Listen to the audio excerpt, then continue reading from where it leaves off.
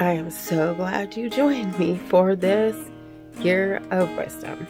This is going to be good.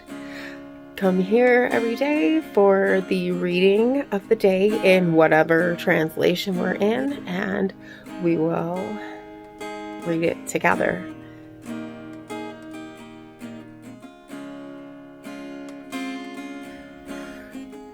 Day 13.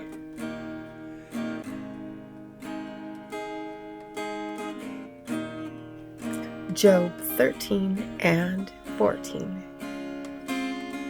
Behold, my eye has seen all this, my ear has heard and understood it. What you know, I also know.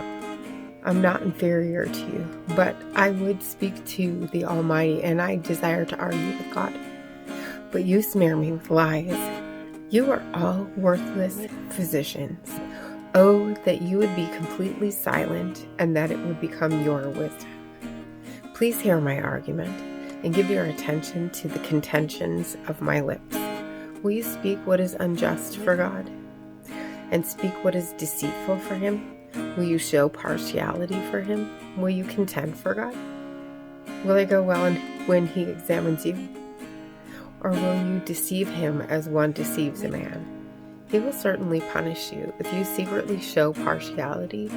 Will his majesty not terrify you, and the dread of him fall upon you? Your memorable sayings are proverbs of ashes. Your defenses are defenses of clay. Be silent before me so that I may speak. Then let come upon me what may. Why should I take my flesh in my teeth and put my life in my hands? Though he slay me, I will hope in him. Nevertheless, I will argue my ways before him. This also will be my salvation, for a godless person cannot come before his presence. Listen carefully to my speech, and let my declaration fill your ears. Behold, now I have prepared my case. I know that I will be vindicated. Who could contend with me? For then I would be silent and die. Only two things I ask, that you do not do to me. Then I will not hide from your face. Remove your hand from me. And may the dread of you not terrify me. Then call and I will answer, or let me speak, then reply to me. How many are my guilty deeds and sins? Make known to me my wrongdoing and my sin. Why do you hide your face and consider me your enemy? Will you scare away a scattered leaf? Or will you pursue the dry chaff? For you write bitter things against me, and make me inherit the guilty deeds of my youth. You put my feet in the stocks and watch all my paths. You set a limit for the soles of my feet while I am decaying like a rotten thing, like a garment that is moth-eaten. Man who is born of a woman is short-lived and full of turmoil. Like a flower, he comes out and withers. He also flees like a shadow and does not remain. You also open your eyes on him and bring him into judgment with yourself. Who can make the clean out of the unclean? No one. Since his days are determined, the number of his months is with you, and you have set his limits so that he cannot pass. Look away from him so that he may rest, until he fulfills his day like a hired worker.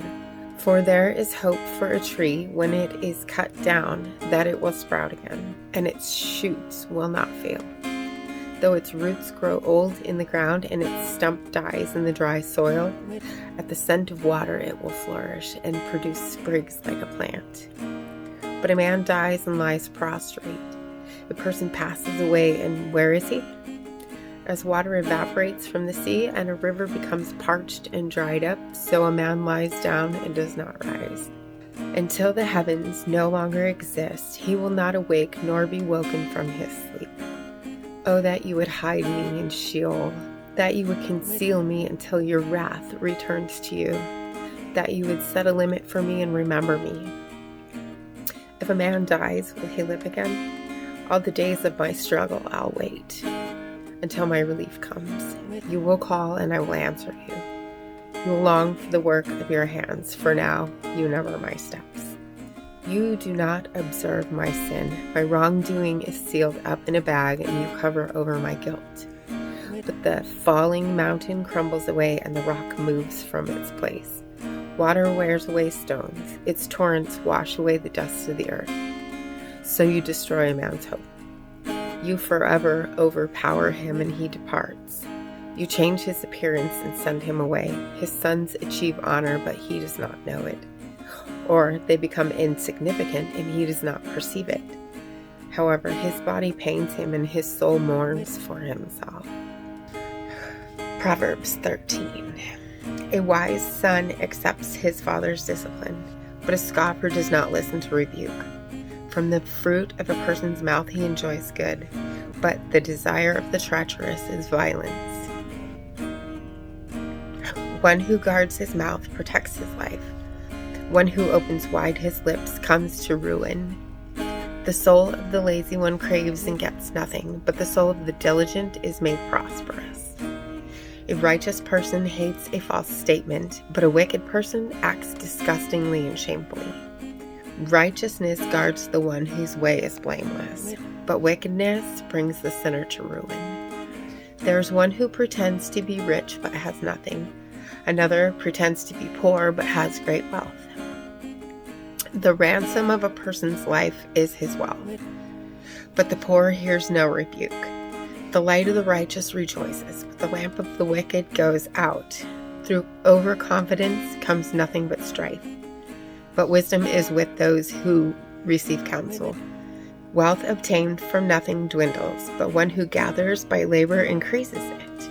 Hope deferred makes the heart sick, but desire fulfilled is a tree of life. One who despises the word will do badly, but one who fears the commandment will be rewarded. The teaching of the wise is a fountain of life, to turn aside from the snares of death. Good understanding produces favor, but the way of the treacherous is their own disaster. Every prudent person acts with knowledge, but a fool displays foolishness. A wicked messenger falls into adversity, but a faithful messenger brings healing. Poverty and shame will come to one who neglects discipline, but one who complies with rebuke will be honored. Desire realized is sweet to the soul, but it is an abomination to fools to turn away from evil.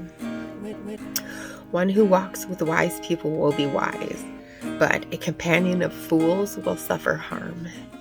Adversity pursues sinners, but the righteous will be rewarded with prosperity. A good person leaves an inheritance to his grandchildren, and the wealth of a sinner is stored up for the righteous. Abundant food is in the uncultivated ground of the poor, but it is swept away by injustice. He who withholds his rod hates his son, but he who loves him disciplines him diligently. The righteous has enough to satisfy his appetite, but the stomach of the wicked is in need. And as always, hit that subscribe button right there and click the bell. And don't forget to hit the like also. And I'll see you tomorrow for the next reading. Blessings. Full, and my heart is worry-worn. I know without a doubt you'll carry me out of the storm. I'm standing at the crossroads, I'm lost without a clue. I need a big pink neon sign to show me what to do. I thank you, Lord, it glorifies you when you're the only answer. I praise you, Lord, holding what's too much for me. And I'm amazed by you, Lord, because nothing's too big and nothing's too small to lay at your feet. I want to thank you, Lord, for believing in me.